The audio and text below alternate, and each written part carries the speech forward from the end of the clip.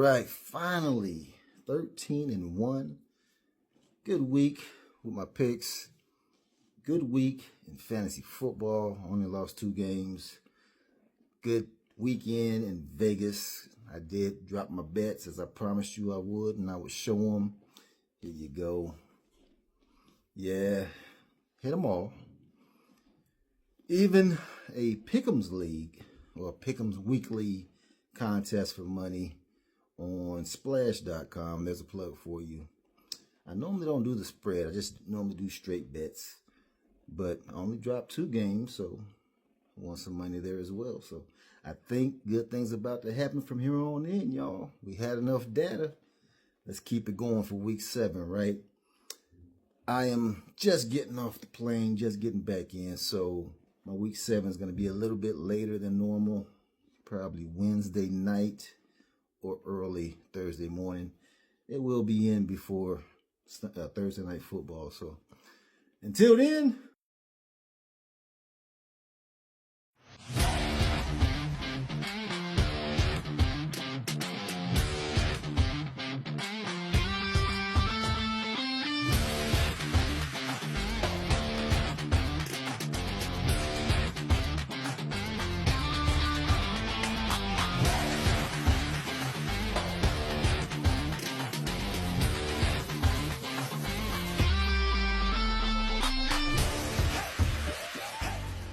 it's your boy, and I'm back with my week 6 NFL predictions and some fantasy football nuggets. It's been a crazy season so far, right? How is your fantasy football team doing? 2 teams remain undefeated, Minnesota Vikings and the 2-time defending champs, those Chiefs. How are they doing it with all these injuries? It is what it is. So with no further ado, let's get into this. Starting with our Thursday night game, we got the 2-3 San Francisco 49ers coming off a loss to those Cardinals, hitting the road to Seattle in a division game to play those 3-2 Seahawks, coming off a victory over those Giants. That was a good game. Didn't see the same Geno Smith that we saw, stats-wise. And we didn't see DK Metcalf score a touchdown. We didn't see Kenneth Walker score a touchdown, but they still won. Is that going to be enough this week against those Niners who kind of ticked off? I don't think so. I think the number 2 offense in the NFL. I think having the number 2 tight end in Kittles is going to be overpowering to this defense in Seattle. 8 catches for him, 8 catches for Ayuk. I like that. And then you still got Debo. Don't forget, number 5 rusher in the league, Mr. Jordan Mason, is still over there. So this defense is real deal. I think San Fran bounces back. I think they're going to get one on the road. Final score, 28-24, 49ers. We have another early morning Sunday game in London. This time it's the Bears and the Jaguars about to go at it at 9:30. Unless you're in Vegas like I will be for the Raiders. That means 6:30. I'm not watching that game. I'll tell you what, Trevor Lawrence, did you play him last week against the Colts? The worst secondary in the game? If you didn't, all right, hopefully you still won. But Tank Bigsby, he got some carries that he normally doesn't get because Travis Etienne dealing with that shoulder injury, right? Will he play this week? We shall see. Brian Thomas Jr. was the man, 122 yards and a touchdown. And then, of course, Christian Kirk. He stayed relevant. Needs some more production from you. But either way, you're not going to get it done against these Bears because they've been balling coming off a victory over those Panthers. The game wasn't even close. Caleb Williams is getting comfortable. What was he, 20 of 29, over 300 yards and 2 touchdowns, using his legs when he's supposed to.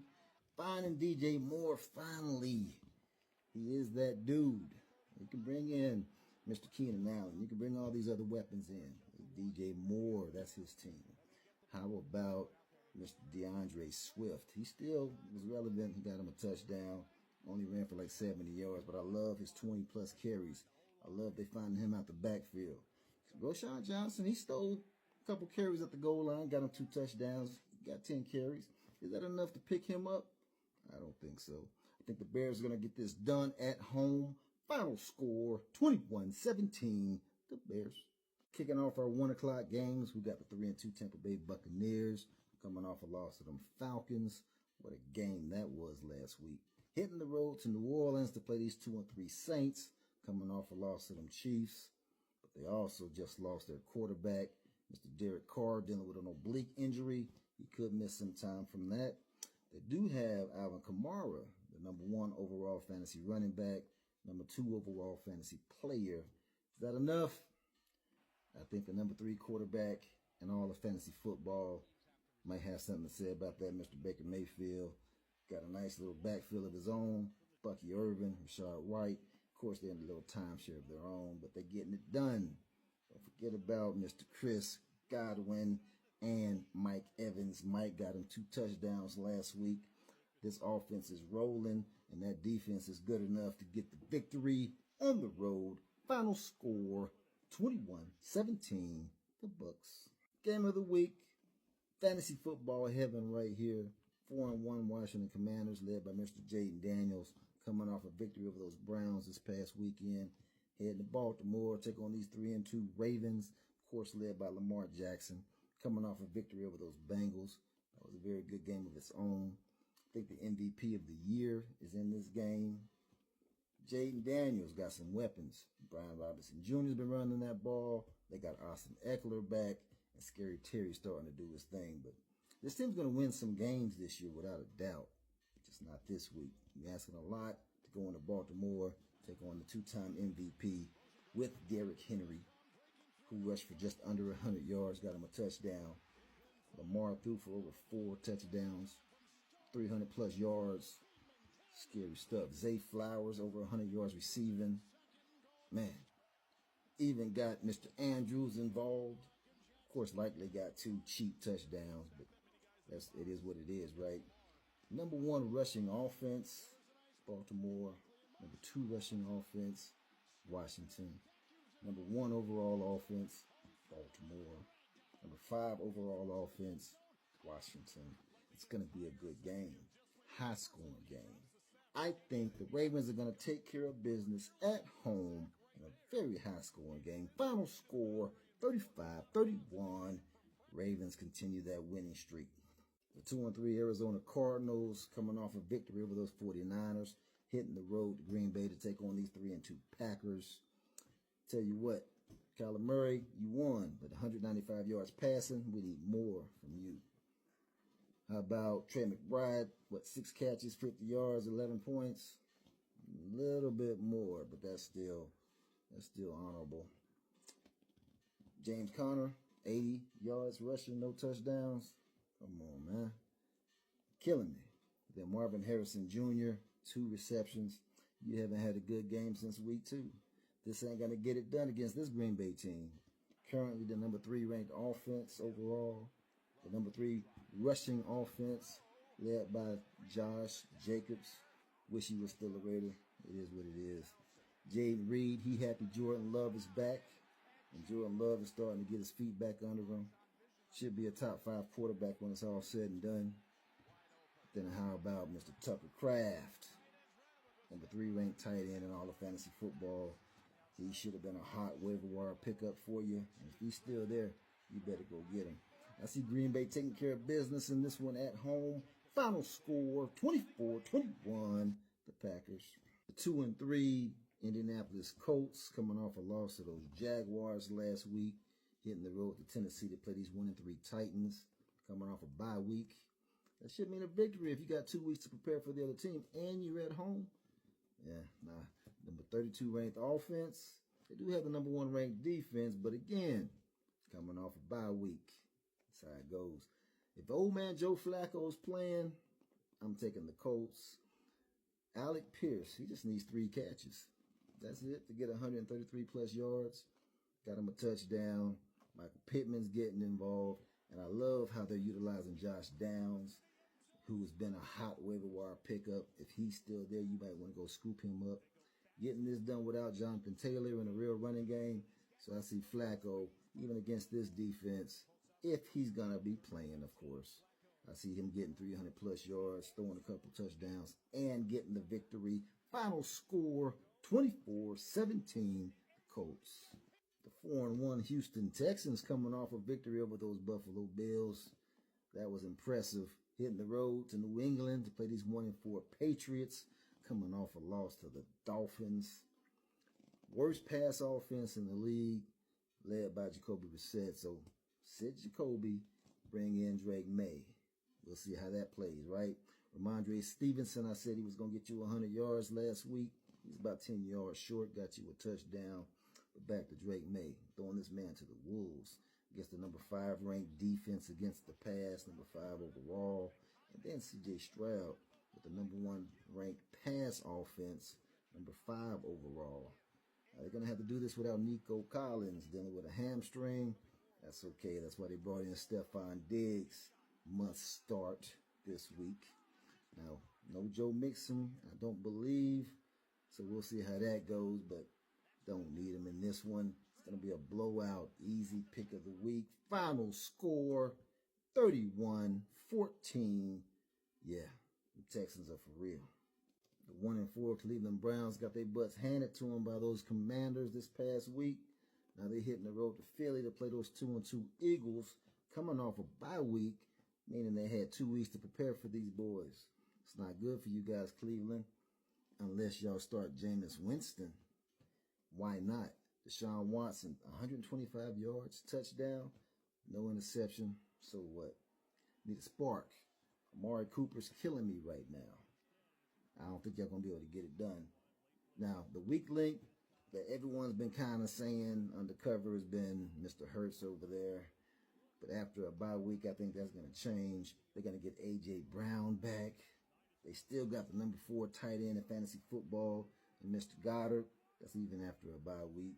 Still got the number 3 rusher, of course, Saquon Barkley, even after a bye week. I think this offense is going to soar.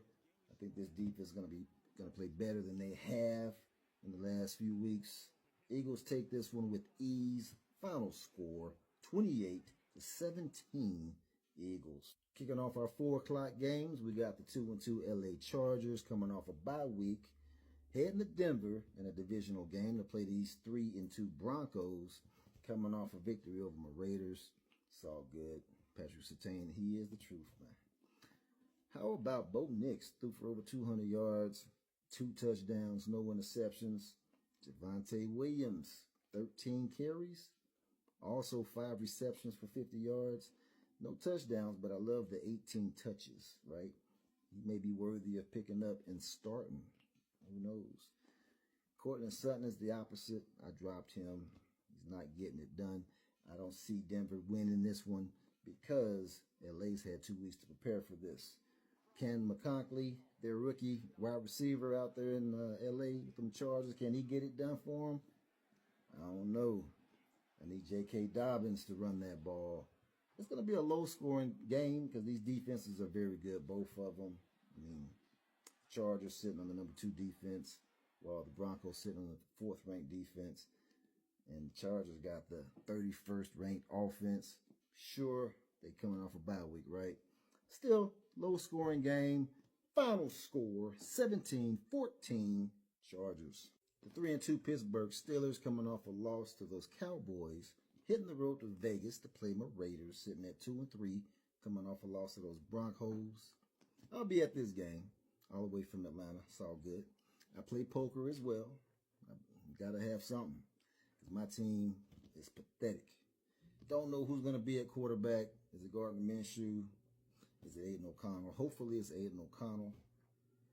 Haven't had a 100-yard rusher all year.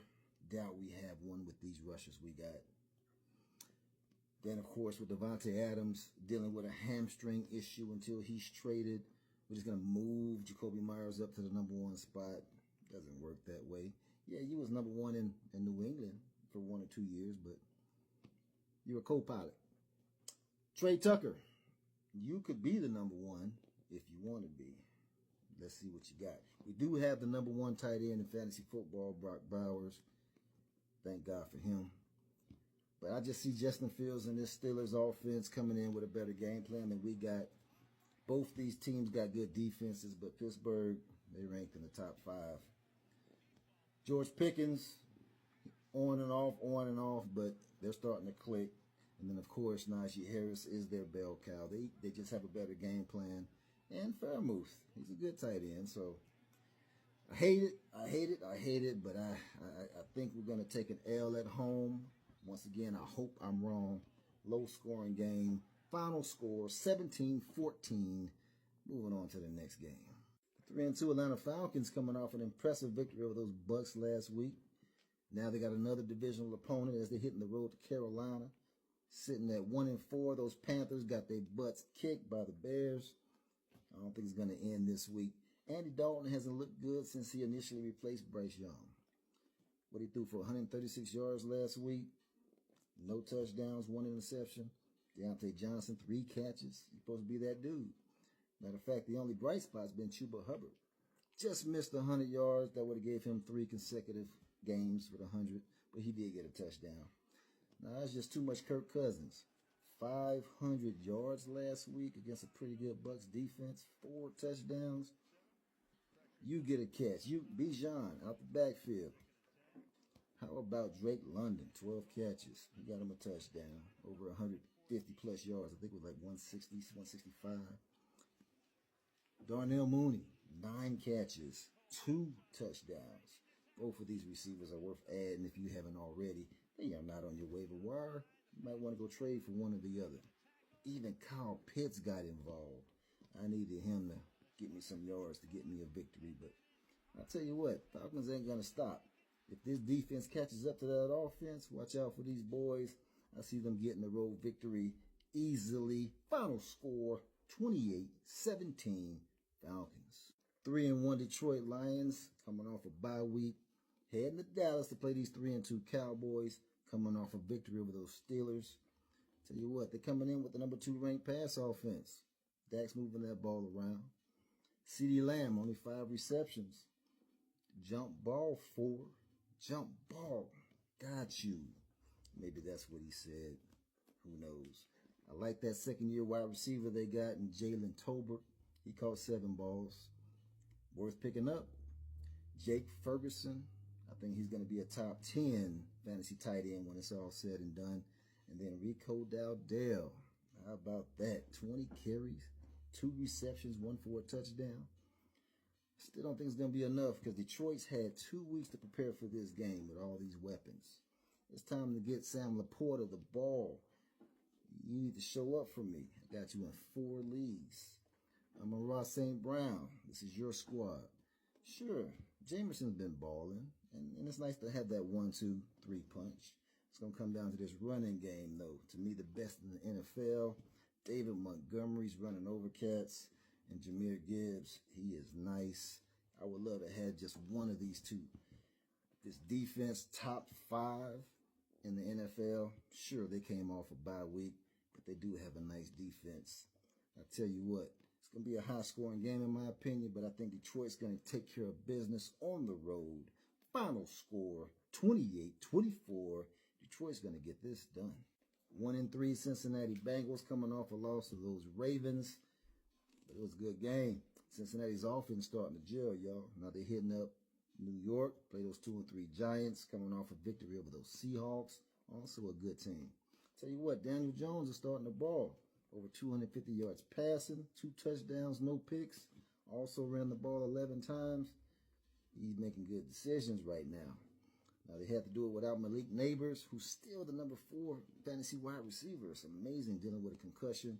He should play. We'll see. Darius Slayton, also Wan'Dale Robinson held it down. Both had 8 catches. Not bad. No Devin Singletary dealing with a groin injury, so they had to make a phone call.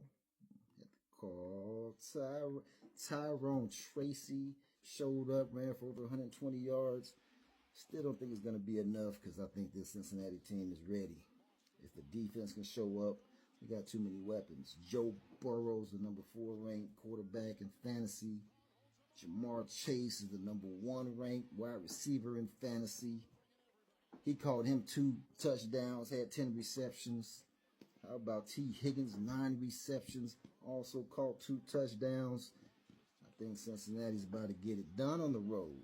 Final score, 28-21 Bengals.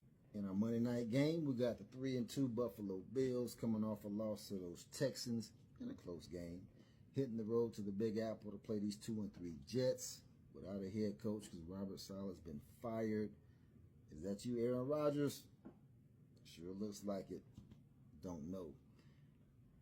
Josh Allen and company's going through their normal midseason crisis. I mean, all of a sudden, James Cook, they can't get him the ball. He's not running like he was in the first 3 games of the year. And Dalton Kincaid is not looking like the tight end that we thought he was going to be.